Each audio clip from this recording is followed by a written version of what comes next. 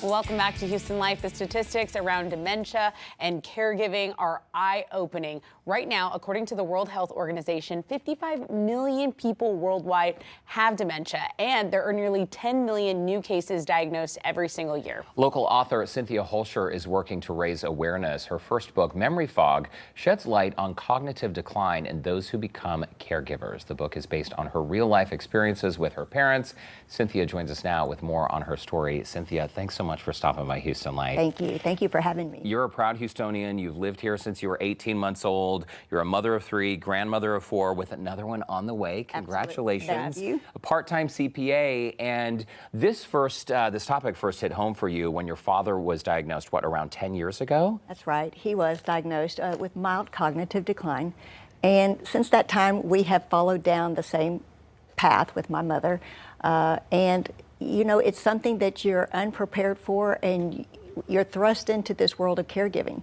Right, and we talked about that. So the Alzheimer's stats are staggering, but there are people who are connected to a person they love. Here you are, here with your family. Yes. And you know, it changes their life. And you went on to write this book, Memory Fog, which a lot of it is based, you know, you've been inspired by the city of Houston. Why was that important to include in the book? So City of Houston was the perfect place for the setting. For me, it just came naturally. I am a proud Houstonian, and I loved incorporating all of the Houston icons, the Astros, the Houston Livestock Show and Rodeo, our own designer, Chloe Dow, the Medical Center, the University of Houston downtown campus. Including those things just came so easy. And then it was easy for me to create this fictional neighborhood in, you know, Golden Oaks, Oak Forest. So it just was, that was an easy thing for me to do. Yeah. And you mentioned your mom. So your mom was officially diagnosed with Alzheimer's back in 2022. Yes.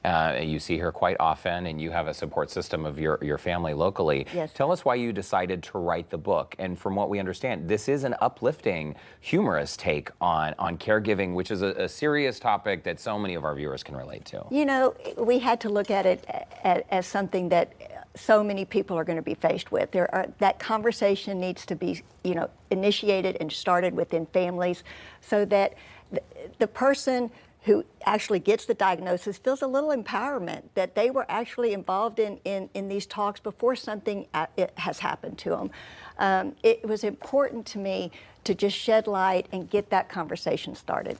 Right, and the proceeds from your book, I mean, you have made the decision to donate them. What is the cause, and why is it so dear to your heart? We know because your family. Yes, so of the Alzheimer's that are in the United States, of all the Alzheimer's cases, 2/3 of them are women, and we don't know why. So there's a wonderful organization, the Women's Alzheimer's Movement, that was started by Maria Shriver in 2003. And donating the profits, what little I can do for them, it supports the women with the diagnosis, it supports the families who love them, and it also helps the research that is needed for gender-based studies. Wow. And this is so important. We just saw a photo on screen of your sweet mom, by the way, and I'm guessing one of your sweet grandbabies. Absolutely. As well. And disproportionately, you mentioned that dementia affects women disproportionately, but also when it comes to caregivers, 2/3 of caregivers are women. Yes. And unless you've been in this situation, a lot of people don't realize your life is put on hold. Dating, travel, career, family, Yes. all the things that you want to do Yes. oftentimes take a back seat. Oh, they absolutely do. I mean, you're thrust into this situation, and even if the caregiver has their own issues, they can't step back. It is their job. They have to take this on. And with our mother, we love her dearly, and we would have it no other way.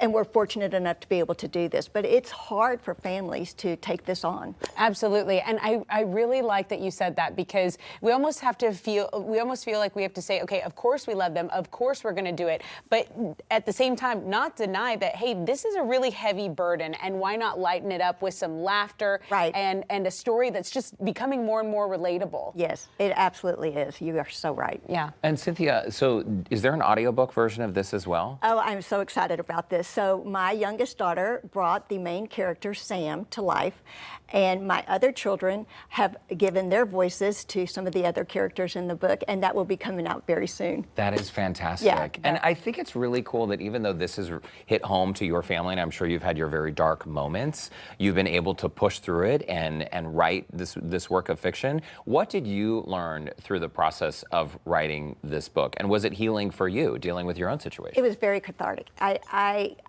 First of all, I appreciate my sisters who are there with me, helping me. This is a family project, and we love my mother, and we want her to be happy. But really, that if we can just get that conversation going within families, I've done everything that I've started. Well, That's really cool. Really proud of you. A Houstonian through and through. We are almost out of time. Is there any other message you want to give to any other caregiver that might be watching this? Any words of encouragement for them? So Carrie Alberts, who wrote the introduction to the book, said to be sure and say that if you know a caregiver, reach out, support them, recognize them for what they do. So I thought that was great. It's such a good point because oftentimes, we focus on someone with an illness, which is critically important, obviously. Right. But those caregivers are often overlooked as well. Right. So Cynthia Hoelscher, thanks so much for stopping by. Thank you for having me. Yep. And congrats on the book. Thank you. Yeah, best of luck to you and your family. And that fourth grandbaby on the way. So while the story is amusing and relatable, of course, caregiving can take a toll on both the patient and caregiver. We have provided a link on our website where you can buy Memory Fog and where you can find additional resources.